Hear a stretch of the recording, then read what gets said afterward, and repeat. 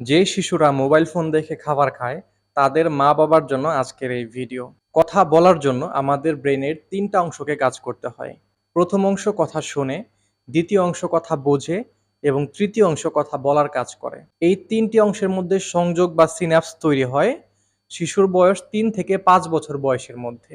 এই সময়ের মধ্যে যদি কোনো কারণে বিঘ্ন ঘটে এই সংযোগ তৈরি হওয়াতে, তাহলে পরবর্তীতে লক্ষ কোটি টাকা খরচ করেও এই সংযোগ স্থাপন করা সম্ভব না।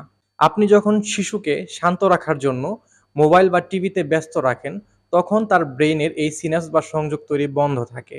যার ফলে সে আর কথা বলতে শিখতে পারে না। অনেক সময় দেখা যায় তার একই বয়সের অন্যান্য শিশুরা অনেক বেশি কথা বলে, কিন্তু সে কথা শুনে বোঝে কিন্তু কথা বলে না। এই সমস্যা থেকে বের হওয়ার জন্য আমার পরামর্শ থাকবে, শিশু জন্মের পর থেকে অন্তত ৫ বছর বয়স পর্যন্ত তাকে কোনো প্রকার মোবাইল ফোনের সাথে পরিচয় করাবেন না। শিশু টেলিমেডিসিন সেবার জন্য সরাসরি হেল্পলাইন নম্বরে যোগাযোগ করার জন্য বিশেষভাবে অনুরোধ করছি।